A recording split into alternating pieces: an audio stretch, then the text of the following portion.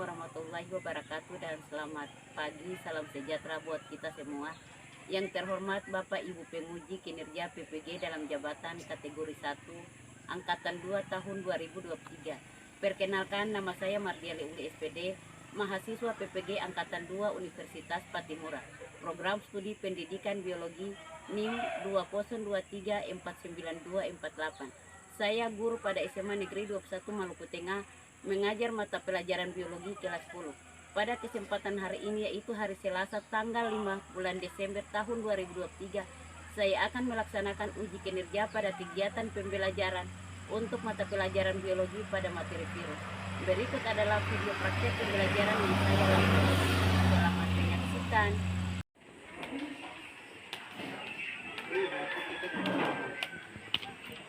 Selamat pagi anak-anak. Pagi, Bu.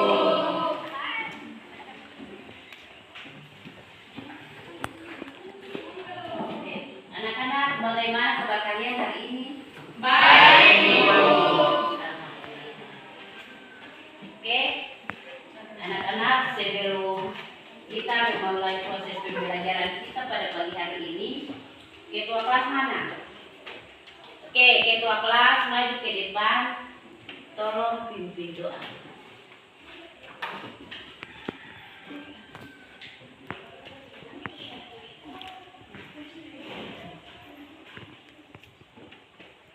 Teman-teman, sebelum memulai pembelajaran kita pada pagi ini, marilah kita berdoa. Berdoa menurut agama dan keyakinan kita masing-masing. Berdoa mulai.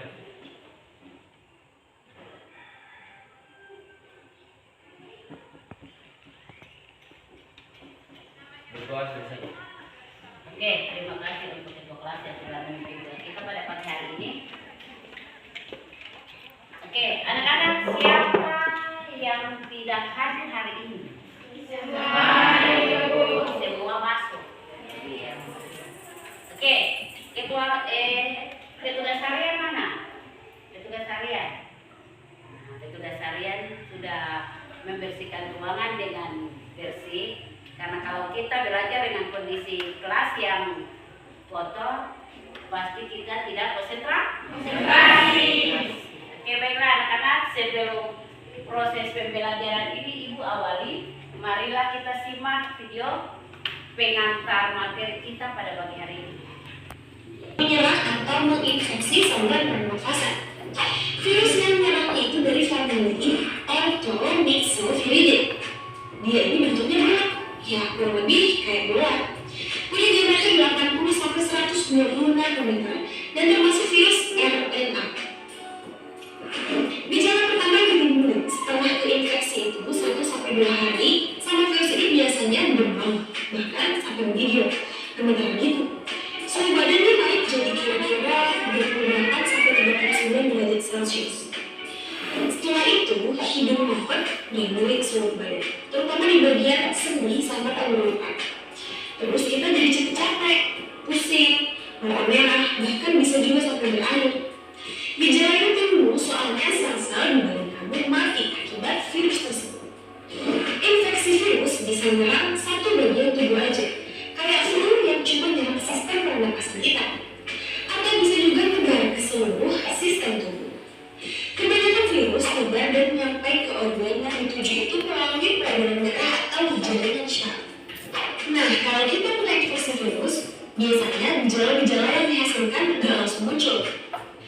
Ada masa di mana virus itu udah masuk dan memperbanyak diri di dalam sel-sel kita, tapi belum muncul gejala-gejala penyakit yang membawanya. Masa ini disebut masa inkubasi. Cepat lambatnya gejala infeksi mulai muncul itu berbeda buat setiap virus.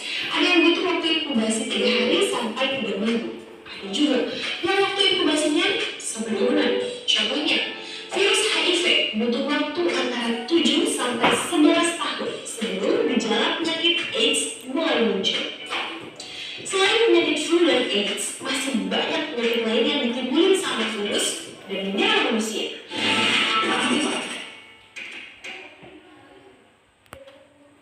Oke, baiklah anak-anak. Dari tayangan video yang Anda simak tadi, apa yang Anda lihat? Itu tadi menjelaskan tentang virus. terserang virus. Berarti penyebab flu itu disebabkan karena apa? Virus. Oke, bagus sekali. Jadi materi yang hari ini kita pelajari yaitu tentang virus. Oke, kegiatan diskusi peserta didik mampu mengidentifikasi ciri virus dengan benar. Kemudian tujuan kedua pada proses pembelajaran kita hari ini yaitu dengan melalui kegiatan diskusi peserta didik mampu menganalisis terhadap penyebaran virus yang merugikan bagi manusia.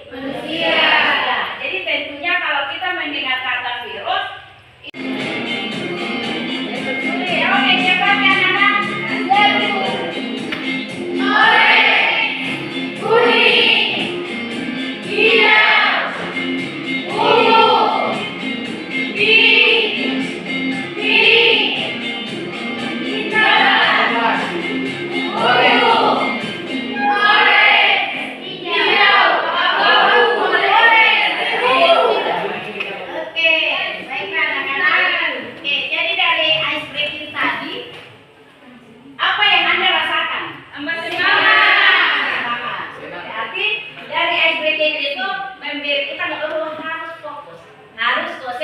konsentrasi. Jadi intinya dalam proses pembelajaran itu harus kita yang pertama kuncinya apa? Konsentrasi. Jadi apa yang disampaikan? Oke, yang pertama kita kenalan dulu dengan virus. Apa itu virus? Siapakah dia? Sampai sekarang masih banyak yang bingung menentukan kategori virus. Apakah termasuk makhluk hidup atau sebagai benda mati? Sebagian peneliti menganggap virus sebagai peralihan antara makhluk hidup dan benda mati. Kenapa virus disebut peralihan? Mari kita ketahui dulu karakteristiknya. Yang pertama, virus bersifat aselular atau tidak memiliki sel. Padahal penyusun makhluk hidup adalah sel. Itulah sebabnya virus dikategorikan sebagai benda mati. Meskipun demikian, virus dapat bereplikasi atau berkembang biak seperti yang kamu tahu. Berkembang biak merupakan ciri-ciri dari makhluk hidup. Virus hanya dapat bereplikasi apabila menempel pada sel inangnya, yaitu makhluk hidup. Makanya, virus bersifat sebagai parasit intraseluler obligat. Maksudnya, virus adalah mikroorganisme parasit yang tidak bisa bereproduksi di luar sel inang. Sehingga virus memaksa inang untuk membantu reproduksi sel virus. Berikutnya, kamu pasti sudah tahu, kamu tidak akan bisa melihat virus secara langsung karena ukurannya yang sangat kecil. Virus sendiri memiliki diameter antara 20 hingga 30 nanometer. Ukuran tersebut bahkan lebih kecil jika kita bandingkan dengan bakteri. Berikutnya, apabila manusia memiliki DNA dan RNA di dalam selnya, karena virus tidak memiliki sel, virus hanya memiliki satu jenis asam nukleat, yaitu DNA saja atau RNA saja.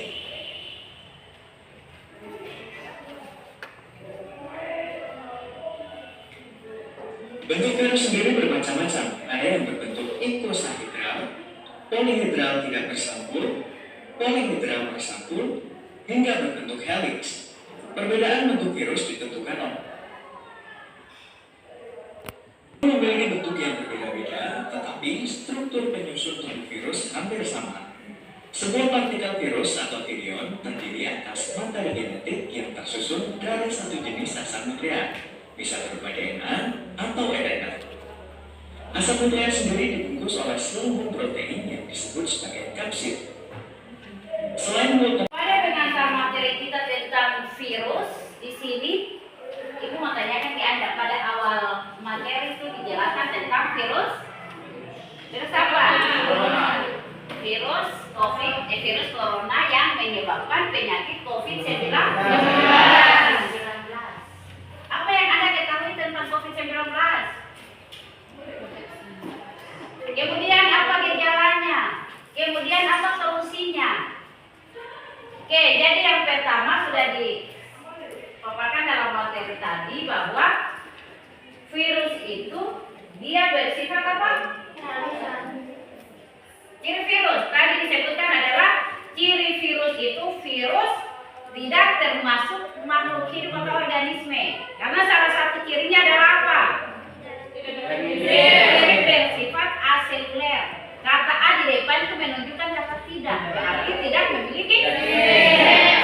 Sedangkan untuk menyusun satu organisme, satu makhluk hidup, jika makhluk hidup itu tersusun atas sel, tetapi virus tidak memiliki sel. Kemudian ciri yang berikut adalah ciri virus. Virus mampu bereproduksi, sama halnya dengan manusia. Ciri virus ini yang menunjukkan bahwa dikatakan pada bahwa virus merupakan peralihan antara makhluk hidup dan benda mati. Bisa jadi dikatakan benda mati karena apa? Sifat virus tadi. Sifat virus tadi adalah bersifat aseluler. Sedangkan virus kalau dikatakan sebagai makhluk hidup juga karena mampu berkembang biak pada sel inang. Jadi sel inang itu apa? Sel inang adalah makhluk hidup karena hanya virus. Masing-masing ibu membagikan LKPD.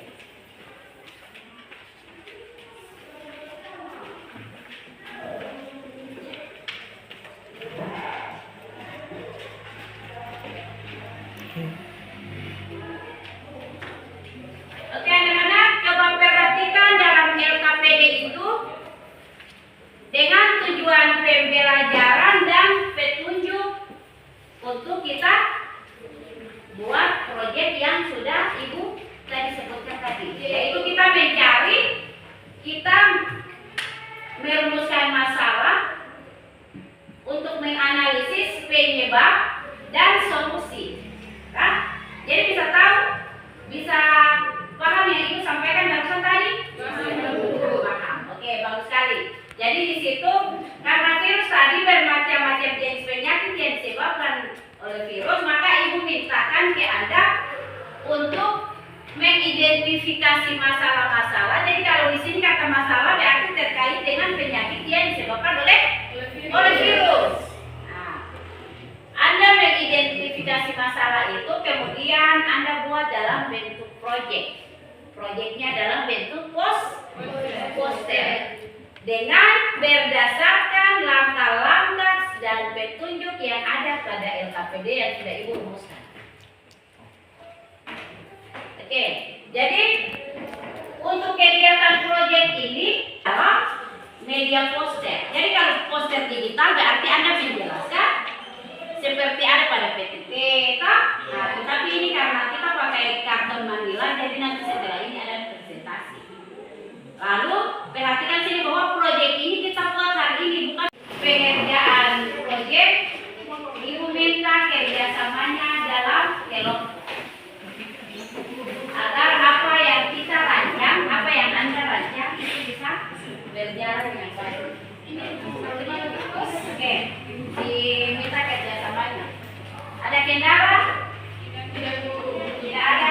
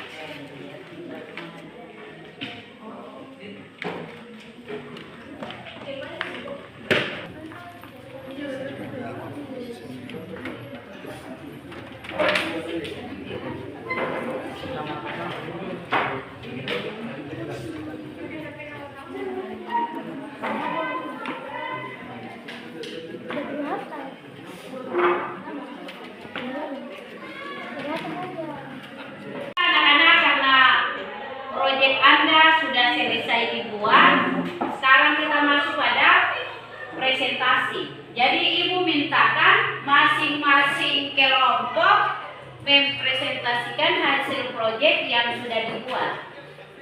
Oke, kelompok mana? Jadi Ibu tidak suruh kelompok 1, 2, 3, dan 4, tetapi kelompok yang bersedia duluan untuk presentasi kelompok mana? Oke, kelompok 2. Jadi kelompok 2 mengawali presentasi kita pada hari ini. Oke, kelompok 2 silakan.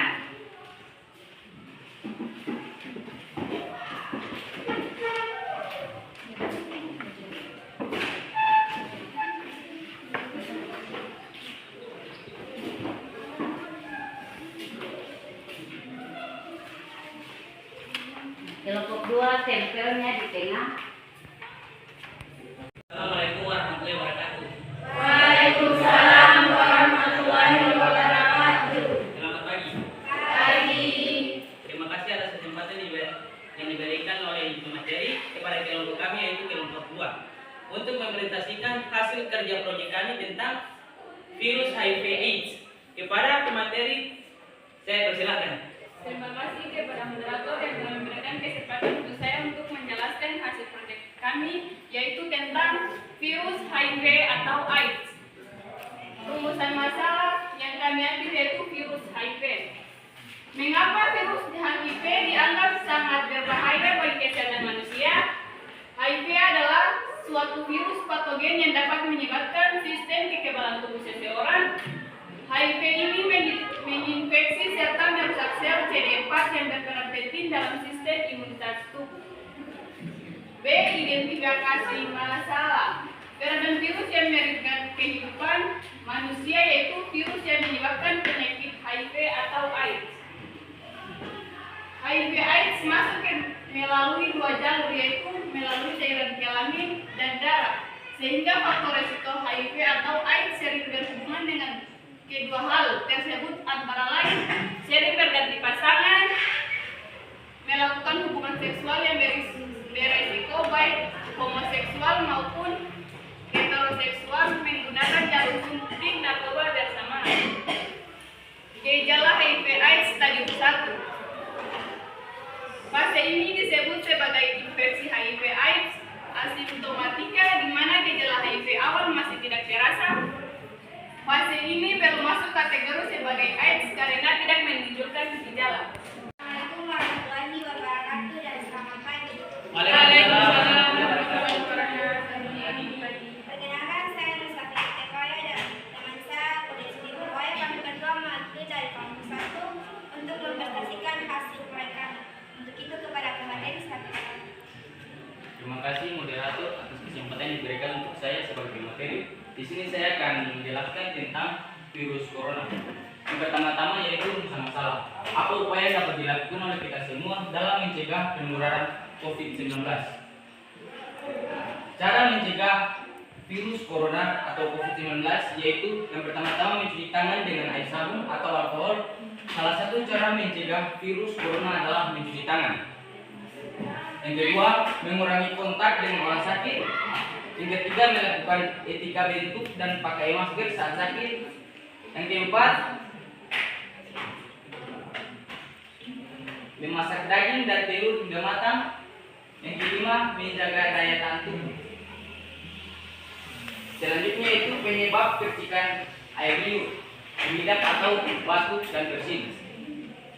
Menyentuh tangan atau wajah orang yang terinfeksi, menyentuh mata, hidung, atau mulut setelah memegang barang yang terkena percikan air liur mengidap virus corona.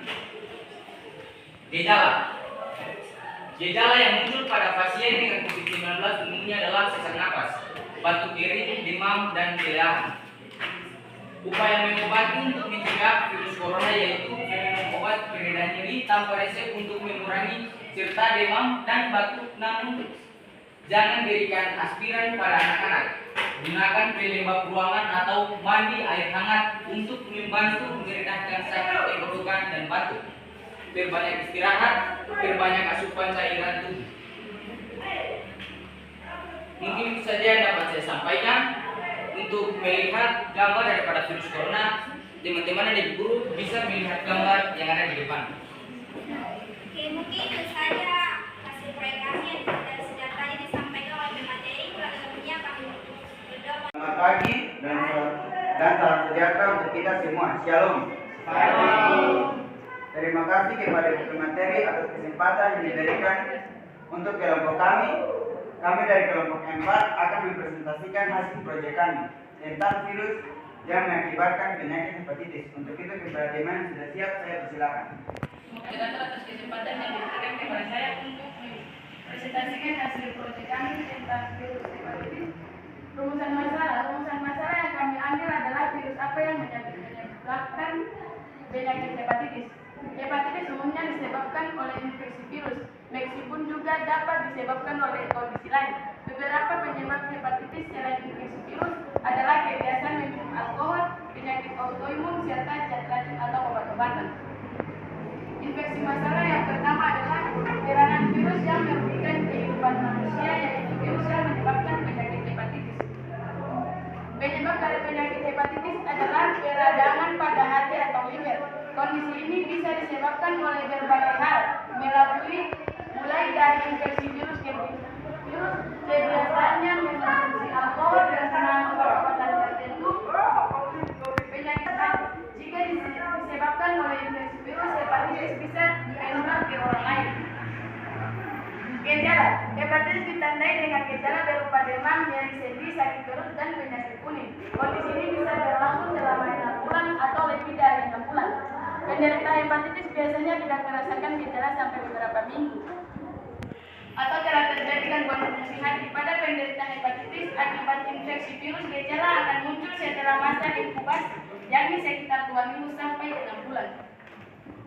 Gejala umum yang muncul pada penderita hepatitis adalah mual dan muntah, demam, mudah lelah, fesis berwarna pucat, kuning berwarna gelap, nyeri perut, nyeri sendi, kehilangan nafsu makan, penyakit kuning, dan penurunan berat badan.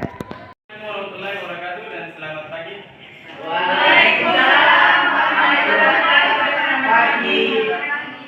Terima kasih atas waktunya. Saya dari kelompok 3 akan menjelaskan tentang hasil proyek kami tentang virus polio. Para pemateri, saya persilakan. Terima kasih moderator atas kesempatan yang diberikan kepada saya. Dan saat ini saya akan menjelaskan hasil proyek kami tentang virus polio. Rumusan masalah yang kami ambil adalah apa penyebab dan bagaimana cara mencegah penyakit polio. Penyakit polio disebabkan oleh infeksi virus yang bernama poliovirus.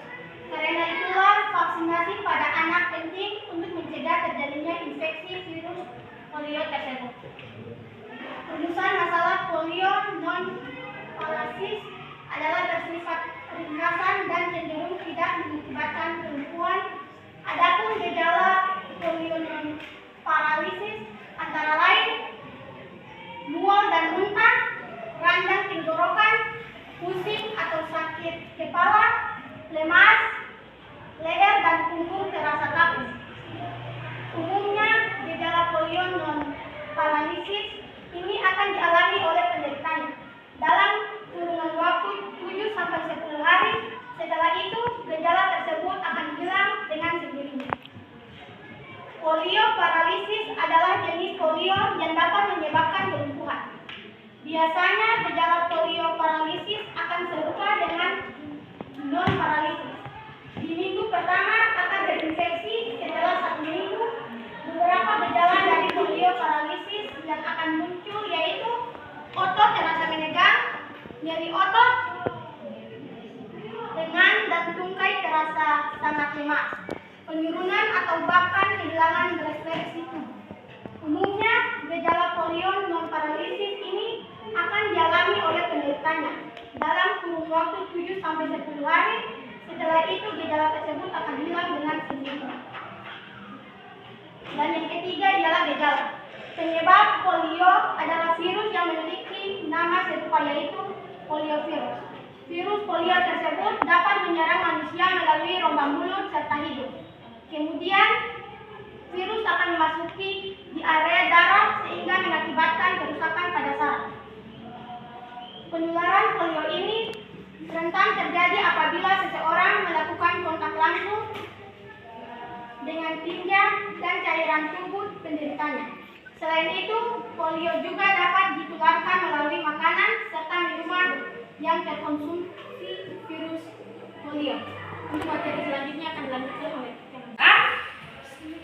Menurut Anda, apakah proyek yang Anda buat ini bagus atau tidak? Bagus. Oke, bagus. Oke. Jadi yang tadi Ibu sampaikan bahwa dalam mengerjakan satu proyek di dalam tim itu harus kita kerjasama. Kenapa? Semakin banyak masukan daripada teman-teman terkait apa yang nantinya kita buat itu, semakin banyak pengetahuan yang kita dapat, bisa kita tuangkan. Jadi Ibu tadi kan sudah menjelaskan bahwa itu dibuat dengan kreativitas dari kelompok masing-masing. Jadi untuk kelompok satu bukan sudah cukup baik, tetapi bagus karena dengan simpel, singkat tapi jelas. Nah, kemudian kelompok 2 juga seperti itu. Pemecahan masalahnya dari rumusan masalah, identifikasi sampai solusinya semua ada. Kemudian kelompok 3. Nah, kelompok 3 juga sama. Yaitu apa yang dijelaskan mulai daripada rumusan masalah, kemudian identifikasi dan solusi. Nah, karena yang di dalam itu kan rumusan masalah, identifikasi dan solusi. Kemudian kelompok yang terakhir. Nah, sudah cukup bagus, jadi semuanya sama dengan kreativitas masing-masing. Oke, jadi hari ini Ibu sangat bangga, sangat puas karena apa yang Ibu harapkan di dalam tujuan pembelajaran kita hari ini semuanya tercapai. Oke, jadi itulah tadi itu Ibu membuat refleksi kegiatan terkait proyek yang kita buat. Jadi kita berarti kita secara keseluruhan, kan? Jadi masing-masing kelompok sangat menarik dan sangat bagus. Oke, sebelum Ibu menutupi kegiatan kita pada hari ini, mari kita sama-sama menyimpulkan materi kita tentang virus dan peranan virus yang merugikan bagi manusia. Oke, siapa yang bisa menyimpulkan materi kita pada hari ini? Siapa? Oke, Amelia. Ya teman-teman dan ibu guru, kesimpulan saya pada materi ini adalah virus adalah salah satu ciri virus, merupakan peralihan antara makhluk hidup dan benda mati. Virus juga bersifat parasit obligat. Oke. Ada lagi atau cukup? Itu aja Bu. Oke. Ada yang bisa menambahkan lain? Yang bisa menambahkan? Oke, silakan, Joshua. Virus bukan hanya menyebabkan penyakit pada manusia, tetapi juga pada hewan dan tumbuhan. Seperti contoh, virus mozaik, yaitu virus yang menyerang tanaman tembakau. Dan virus totole adalah virus yang menyerang hewan unggas. Nah, itu saja. Oke.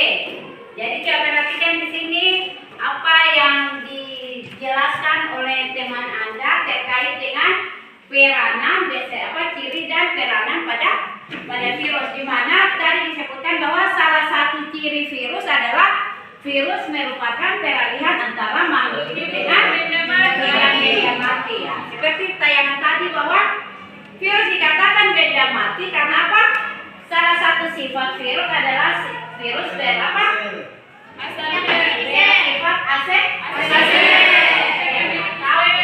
memiliki sel.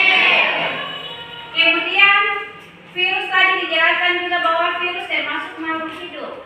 Kenapa disebut makhluk hidup? Karena apa? Memang dia Virus mampu berkembang pada sel inang. Jadi tahu sel inang kan saya?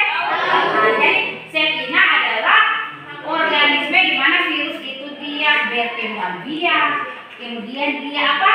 Makan, kemudian bereproduksi, semuanya di sel inang. Inang itu bukan saja manusia.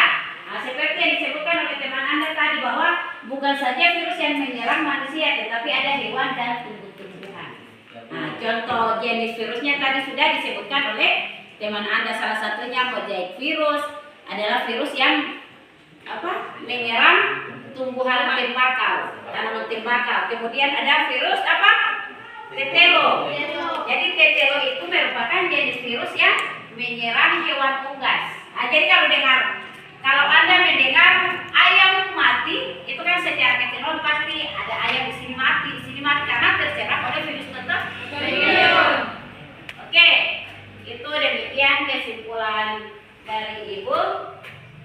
Sebelum tadi kalau Ibu buat refleksi itu tentang refleksi proyek yang Anda buat, sekarang Ibu mau tanyakan apa yang Anda alami pada saat, apakah ada kendala pada proses pembelajaran kita hari ini terkait dengan proyek Anda? Apakah ada kendala?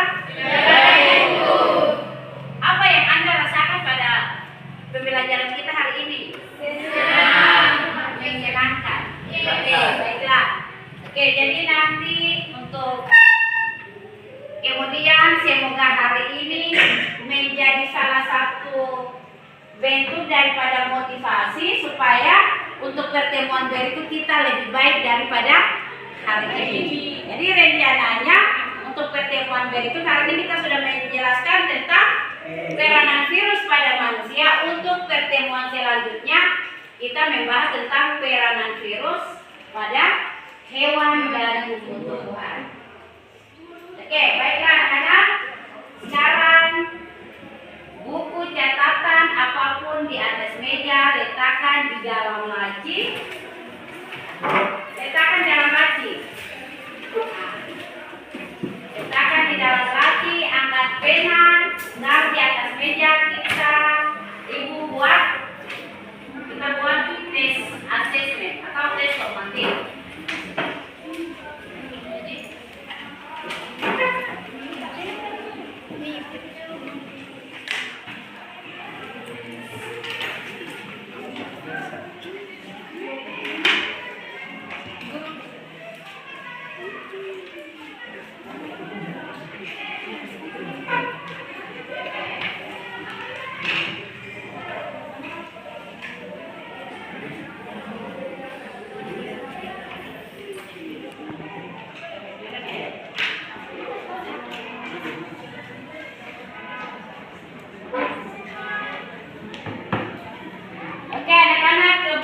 Perhatikan di sini sebelum mengerjakan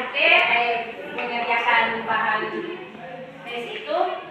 Perhatikan di sini karena posisi Anda duduk berkelompok, Ibu mintakan jangan menyontek atau jangan meminta jawaban dari teman. Oke, Ibu memberikan Anda waktu 10 menit untuk mengerjakan soal ini. Oke, silakan. Sudah selesai, kumpulkan bahan ulangan di depan. Silakan, coba kumpulkan ke depan.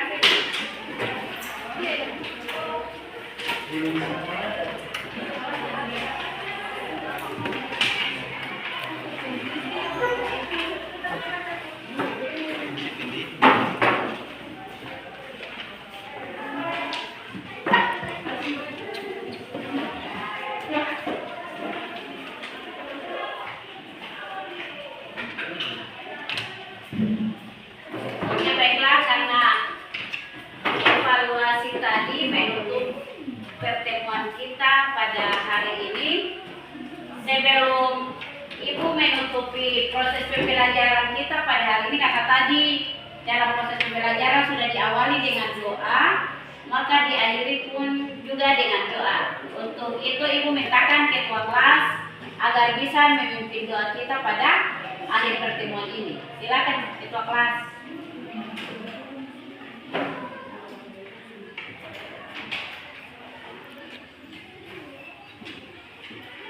Teman-teman, untuk menutup pembelajaran kita pada hari ini, marilah kita berdoa. Berdoa menurut agama dan keyakinan kita masing-masing. Berdoa mulai.